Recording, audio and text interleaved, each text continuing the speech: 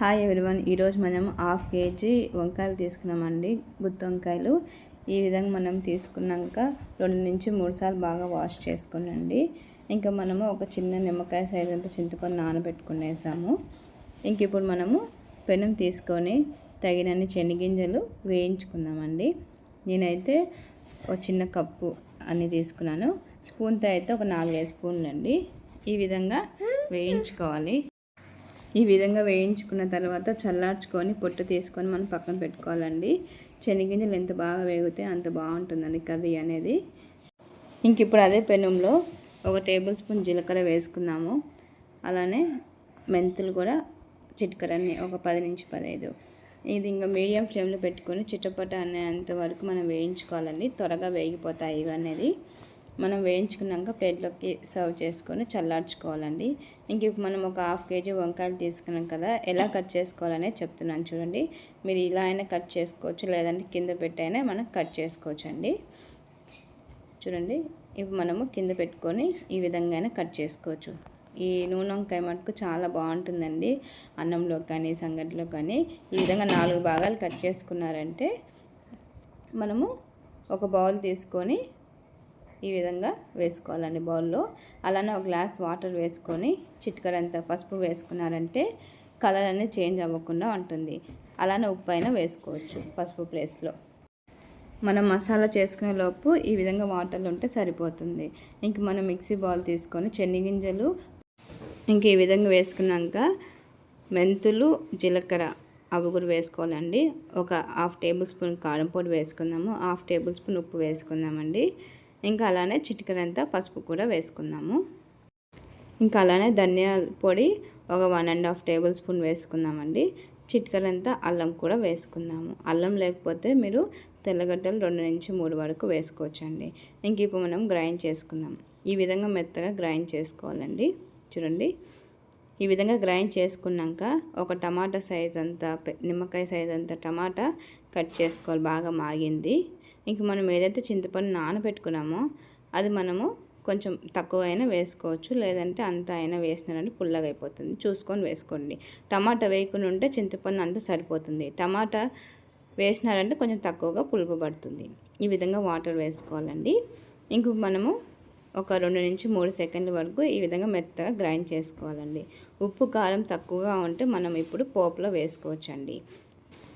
ఇంక ఇప్పుడు మనము వంకాయలు ఏవైతే మనం 4 భాగాలు కట్ చేసుకున్నామో అది సగం ఉంది కదండి. ఏదైనా పురుగుల పారు ఉంటే ఆ విధంగా హాఫ్ కట్ చేసుకొని వేసుకోవచ్చు, లేదంటే పక్కనైనా పెట్టేయచ్చు. ఈ విధంగా 4 భాగాలుగా మసాలా పట్టించాలండి బాగా అన్నీ కూడా. ఇంక ఇప్పుడు మనము నూనెలో వేయించుకోవాలండి బాగా. ఇంకా మనం కడాయి పెట్టుకొని ఒక 2 టేబుల్ స్పూన్ ఆయిల్ వేసుకోవాలి. కొంచెం ఆయిల్ ఎక్కువగా వేసారంటే టేస్ట్ బాగుంటుంది, వంకాయ బాగా వేగుతుందండి. నూనె వేడి అయ్యాక తగినన్ని కరివేపాకు వేసుకోవాలండి. అలానే మనము మసాలా పెట్టాం కదా వంకాయకి, అవి వేసుకోవాలి. ఇంక ఇప్పుడు మనం మీడియం ఫ్లేమ్లో పెట్టుకొని నూనె బాగా పట్టేంత వరకు ఈ విధంగా ఒక 5 నుంచి 6 నిమిషాల వరకు మనము వేయించుకోవాలండి. బాగా కలుపుకోవాలి. ఇంకొక మూత పెట్టేసిన తర్వాత ఒక 10 నిమిషాలు వేయించుకోవాలి మీడియం ఫ్లేమ్లో, హై ఫ్లేమ్ కాకుండా. చూడండి, వంకాయ అనేది బాగా వేగుతుంది. మీకు ఇలా కలుపుతుంటేనే స్మెల్ అనేది వచ్చేస్తుందండి. గుత్తి వంకాయ స్మెల్ అనేది ఖచ్చితంగా వస్తుంది. ఇంకొక 5 నిమిషాలు మూత పెట్టేసి తీసి చూడండి, వంకాయలు అనేది నూనెలో బాగా వేగుతాయి. ఈ విధంగా వేయించుకున్నారంటే కర్రీ మటుకు చాలా బాగుంటుంది. ఇంక ఇప్పుడు మసాలా మనం ఏదైతే రుబ్బుకున్నామో అది మనం వేసుకోవాలండి మీడియం ఫ్లేమ్లో పెట్టుకొని.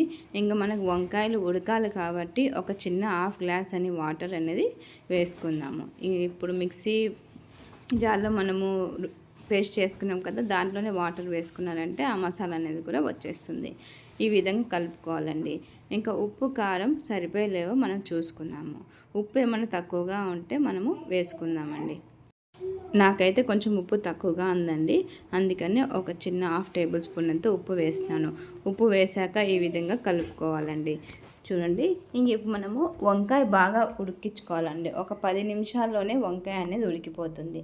మూత పెట్టి తీసి చూడండి, ఈ విధంగా మసాలా అనేది ఉడకబడుతుంది కదా. ఇంకొక 10 నిమిషాల్లోనే మీకు వంకాయ అనేది బాగా ఉడికిపోతుంది. చాలా టేస్టీగా ఉంటుందండి. కొంచెం పలసగున్నా కూడా ఉడికేసరికి చిక్కగా అయిపోతుంది. ఇంకొక 5 నిమిషాలు మూత పెట్టి తీసి చూడండి, వంకాయ అనేది ఉడికిపోయింది. ఇంకా తగినంత కొత్తిమీర వేసుకొని సర్వ్ చేసుకోండి. కొత్తిమీర వేసాక ఇంకొక 5 నిమిషాలు మీడియం ఫ్లేమ్లో ఉడికించుకున్నారంటే ఆ ఫ్లేవర్ అనేది బాగుంటుందండి. చూడండి, వంకాయ అనేది బాగా ఉడికిపోయింది. కలుపుతుంటేనే తెలిసిపోతుంది. కొంచెం పులుసు కూడా చిక్కబడింది. ఇది చాలా అంటే చాలా బాగుంటుందండి. ఉట్టి వంకాయే తినేస్తారు. వంకాయ చూడండి ఉడికిపోయింది కదా. ఇంకా మనం స్టవ్ ఆఫ్ చేసుకొని సర్వింగ్ బౌల్లోకి సర్వ్ చేసుకుందాము. చాలా అంటే చాలా బాగుంటుంది అన్నంలోకి. ఖచ్చితంగా ట్రై చేయండి, టేస్ట్ చేయండి అండి. కామెంట్ రూపంలో చెప్పండి. ఇంకా సర్వింగ్ బౌల్లోకి తీసుకొని మనం సర్వ్ చేసుకుందాం వంకాయ అనేది. చాలా టేస్టీగా ఉంటుందండి. ఖచ్చితంగా లైక్ చేయండి, సబ్స్క్రైబ్ చేయండి, షేర్ చేయండి.